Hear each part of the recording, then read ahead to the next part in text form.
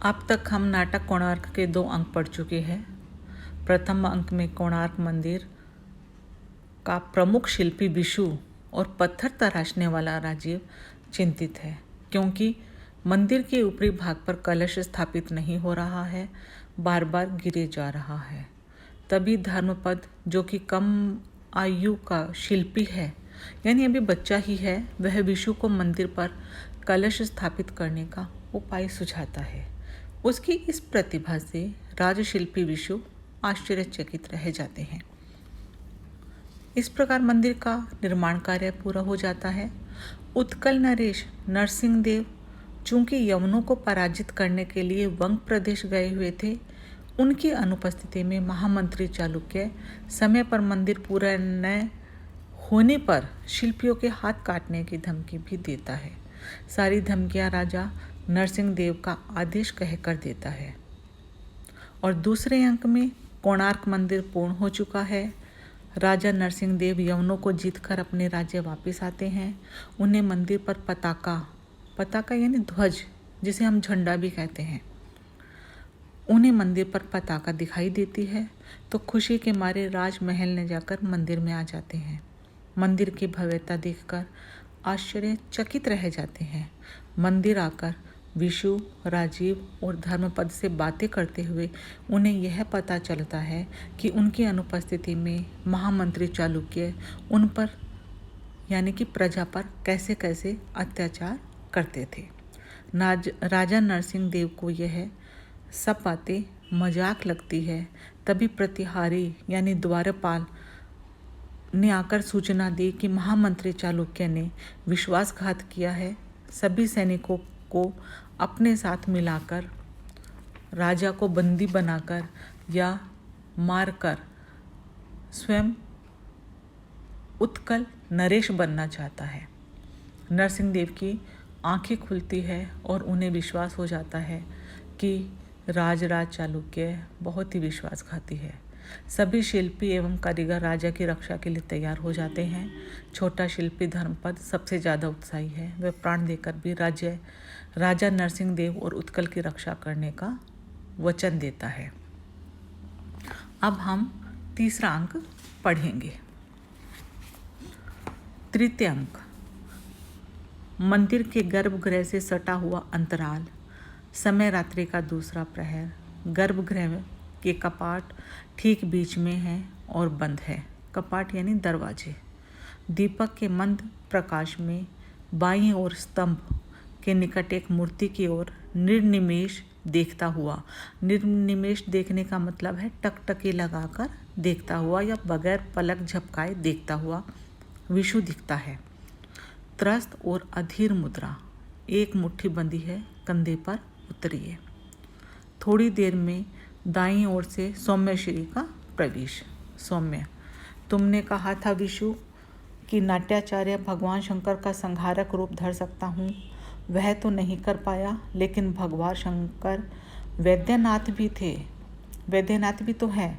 पट्टियाँ बांधना और औषधियाँ देना, कुछ घायल तो बच ही जाएंगे। विशु मूर्ति की ओर टकटकी, सौम्यश्री की ओर पीठ, गंभीर स्वर में, वह कैसा है? सौम्य, कौन? धर्मा? गजब का पराक्रम दिखाया उसने। क्या अतुल संगठन शक्ति, क्या स्फूर्ति। एक एक शिल्पी उसे देखकर 5-5 सैनिकों के तुल्य हो गया, यानी 5-5 सैनिकों के बराबर हो गया। विशु, उसी भांति। वह कैसा है? सौम्य, उसकी मूर्छा, उसका मूर्छित होना था कि शिल्पियों में बिजली दौड़ गई।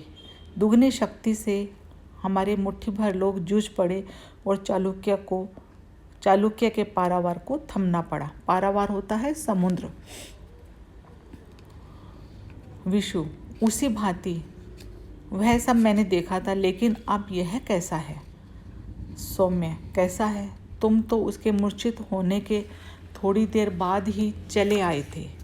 जान पड़ता है उसका शरीर चोट और आघात सहने का आदी है। माँ बाप ने उससे बहुत कसरतें कराई होगी।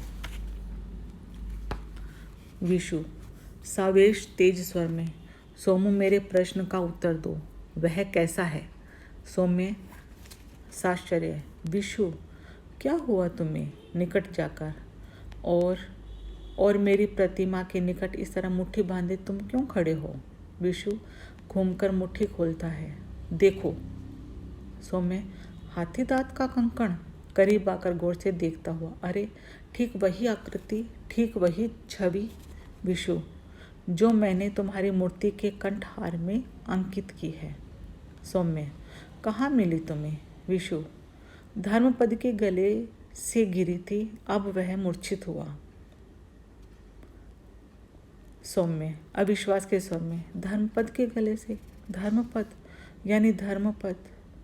विशु हठात विवल स्वर में, विवल यानी व्याकुल होकर, बेचैन होकर, मानो बांध टूटा हो। बताओ सोमो, वह कैसा है, बताओ। सौम्य, विशु स्थिर हो जाओ। विशु, स्थिर हों? तुम नहीं समझोगे बंधु। बताओ बताओ, क्या उसकी मूर्छा दूर हुई? सौम्य, मूर्छा दूर हो गई, रक्त बहना भी बंद हो गया, अब तो वह पुनः युद्ध के लिए तैयार है।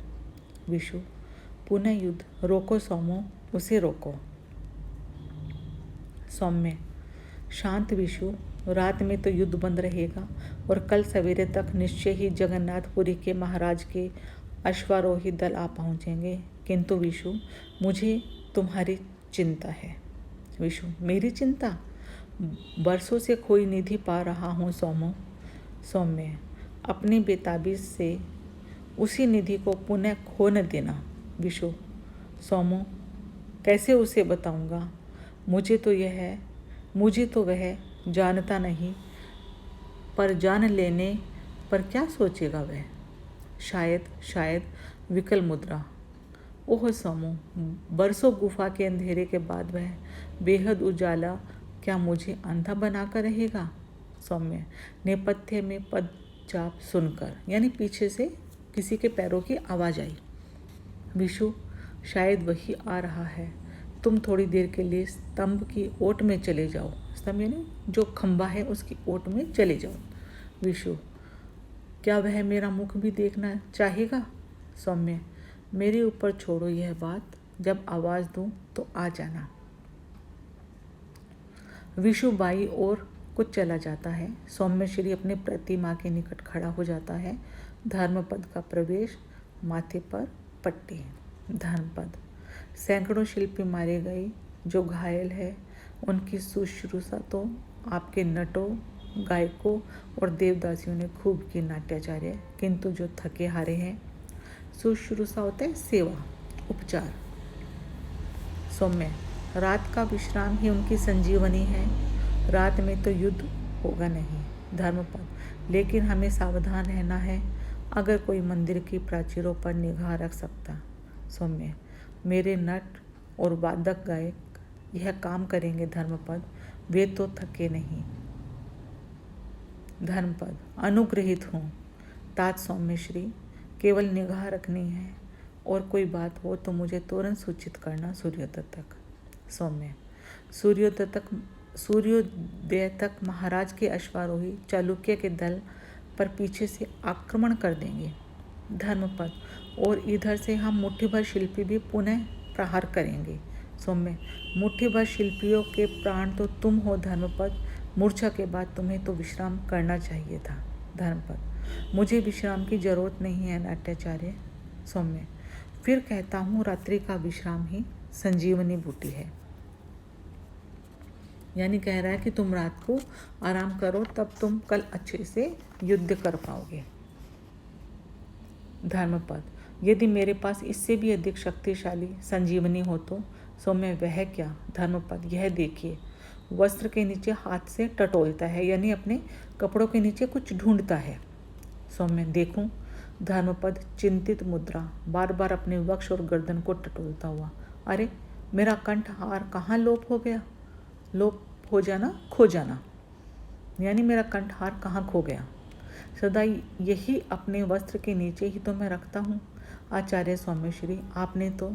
सौम्य, मैंने तो नहीं, पर उधर देखो, मेरी मूर्ति के कंठ में एक हार है, प्रतिमा पर अंकित हार को दिखाता है। धर्मपद दूर से देखते ही, अरे प्रतिमा के गले में यह कैसे पहुंचा? तेजी से निकट जाकर स्पर्श करता है। किंतु किंतु यह तो पत्थर पर अंकित है, यह कैसी मरीचिका? वही, ठीक वैसा ही अंकन, वही, बिल्कुल वही, कामदेव की आकृति, नाट्याचार्य, ये कैसी पहेली? सौम्य, ये पहेली तो मूर्तिकार ही सुलझाएगा। धर्मपद, कौन? सौम्य, आचार्य विशु से पूछो, पुकारता है। विशु का प्रवेश।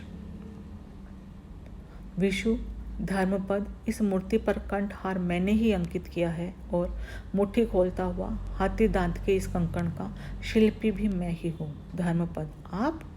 विशु धर्मपद को हार पकड़ाता है। असंभव आचार्य, यह कंकण तो मुझे मेरी माँ ने दिया था। विशु तीव्र भावावेश को रोकता हुआ, कहाँ है तुम्हारी माँ धर्मपद?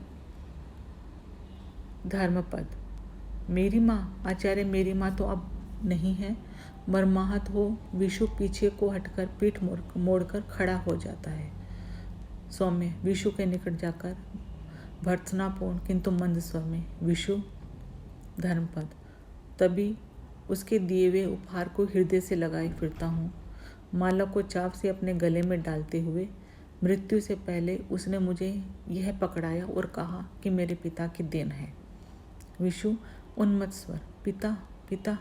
धर्मपद, जिस पिता की बात उसने कभी पहले मुझसे न छेड़ी थी, पहली बार और अंतिम बार, तभी उसका नाम लिया था मेरी माँ ने। विशु उसी तरह पीट किए हुए अविष्ट स्वर में, पहली और अंतिम बार? धर्मपद, अनसुनी करके ऐसे स्वर में मानो अनायास ही कोई कहानी याद आई हो। कैसी अद्भुत थी मेरी माँ, आंधियों के निर्दय झकझोर से भी न झुकने वाले ताल वृक्ष की तरह मुझे गोदी में लिए। बहुत पहले जब वह नगर में आई थी तो कौन उसका सहायक था? मजदूरी करके गरीबी के कष्ट और वैभव के अपमान सहकर उसने मुझे पाला। सौम्य, याद है तुम्हें, कहाँ से तुम लोग नगर में आए थे? धर्मपद, शवर अटीविका से। माँ ने बहुत कुछ बताया पर सब कुछ नहीं।